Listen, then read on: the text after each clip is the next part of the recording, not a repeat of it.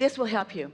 That feeling that you're reaching for, what so many people are reaching for or believing, is that in the meditation that they will have this great awakening and this great awareness, and the light will shine and the dawn will break and the cymbals will crash and bang, and that's when the moment of enlightenment will happen. No, that's an impulse that often doesn't have too much importance to it, except that you know it's an impulse that you received that wasn't your own, so you know it's guidance. And then if you're wise enough to follow that and see where it leads, eventually it will lead to the crescendo of manifestation. You see what we're getting at? Let whatever it is be enough. Don't be so quick to judge yourself not yet in the worthy seat, not yet in the receiving seat. Show yourself that you are, and let whatever it is be enough. That's really an important key, because wherever you are is enough. And you know why it is enough? It's got to be enough because it's all you got. You can't force it to be more than it is. But when you acknowledge what it is, and then that becomes more, and that becomes more, and then that becomes more. Some of you have heard us tell the story. We've been telling it often these days because it really speaks to what we just said to you in such a powerful way. So Esther has been enjoying meditation for a long time, but with our new emphasis on it, she is making sure every day that she quiets her mind, and she loves the feeling of a quieted mind, and she knows the feeling of a quieted mind, and she also knows the feeling of something dropping in. And so a thought came to her the other day that was not a very significant thought by thought standards, where she was thinking about her music system in her house and how she really didn't know how to operate it, and how it had been quite a long time.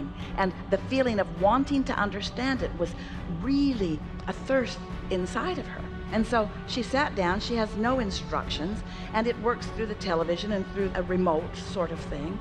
And so she just started pushing buttons, and she was allowing herself, because she'd just come through meditation, to follow the impulse of those, us, who knew what buttons to push and in what sequence.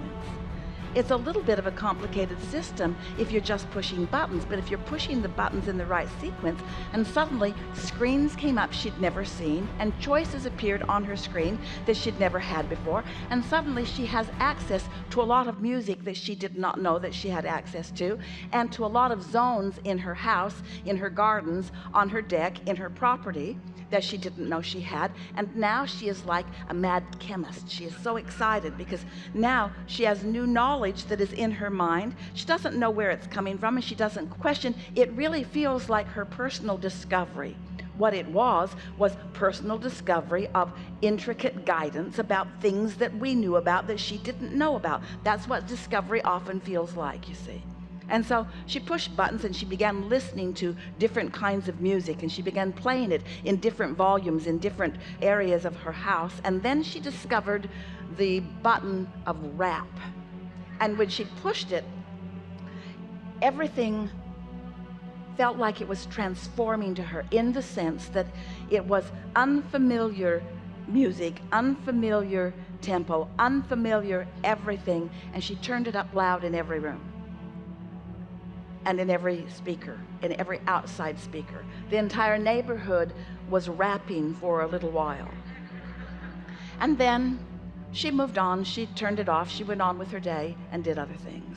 And she didn't stop to think at all about that being inspiration.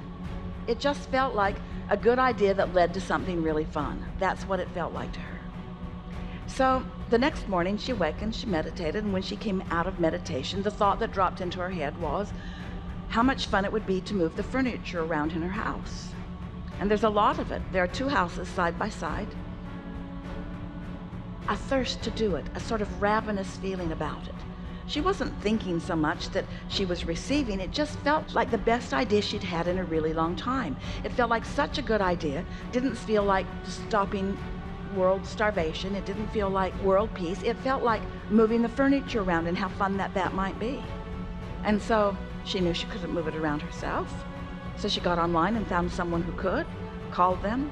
2 men came over, and they're moving furniture from here to there, and there to there, and there to there, and there to there, and there to there, and there to there, and there to there, and there to there, and there to there. It was really fun. And then most of it they moved back to where it had been before. because it really was in the right place, most of it. But oh, it was so much fun seeing it in all those different places and experiencing the fun of these very strong people who seemed delighted to just move it anywhere that she thought she might like it to be moved. She felt like she was sort of orchestrator of the universe. Over there, please. It was great fun. And so she moved the furniture from place to place. And then one of the young men said to her, "It's so beautiful here." And Esther said, "It is. We live in the most beautiful place." And he said, "I know." And he said, "But I'm leaving." And Esther said, "Where are you going?" And he said, "I'm going back to Alabama. I'm going there." And Esther said, "Why would you do that?" And he said, "Because I'm a rapper. And I have things that are happening there, and I haven't been able to get anything going here." And Esther said, "Hold on just a minute." So she goes in the other room, pushes her buttons, turns everything up loud in all of the gardens, and here comes rap. And she goes back out into the room where they are, and his eyes are very, very big. And he says to Esther, "What do you do?" And Esther said, "I'm a teacher." And he said, "What do you teach?" And Esther said, "I teach rap."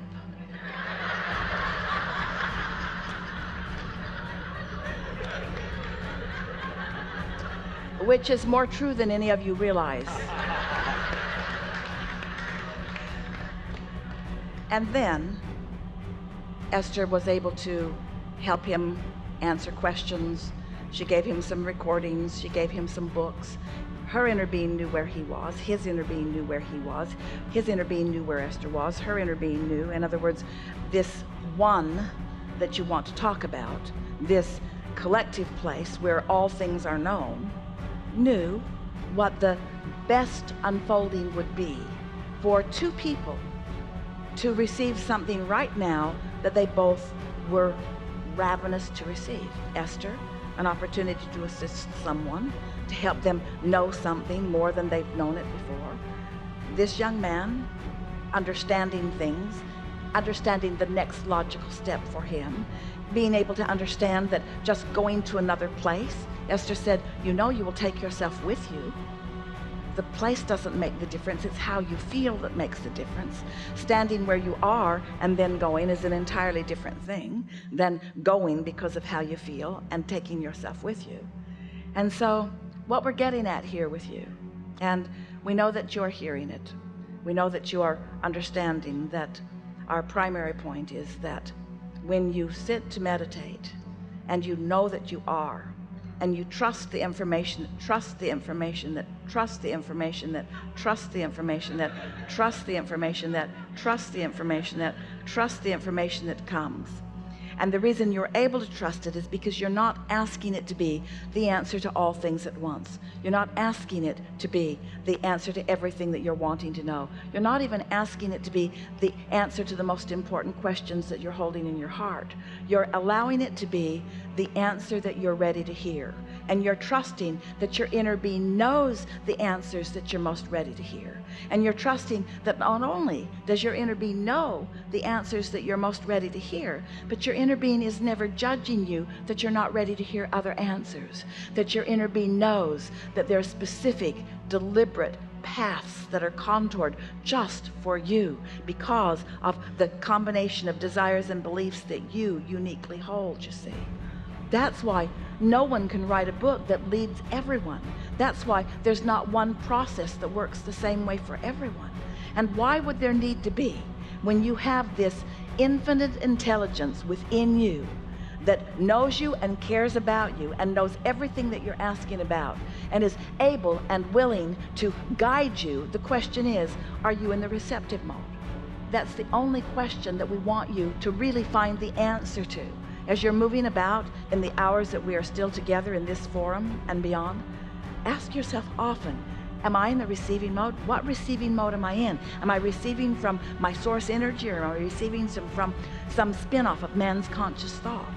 And once you start correlating this, once you make the logical connection between what you're doing vibrationally and what you're receiving, and then you have enough faith or trust in your own connection that you're willing to follow the impulse, whether it's a silly one or whether it's a grand one, and then you are able to witness the results of it as the proof. Trust first, alignment first, feeling first, emotion first, connection first, alignment first, knowing that you're aligned first, trusting first, emotional first, knowing what the emotion feels like, knowing what the emotion is supposed to feel like, knowing what the emotion does feel like, trusting that you're in alignment, and then in alignment, and then that's all you need to know. That's all you need to know. Okay.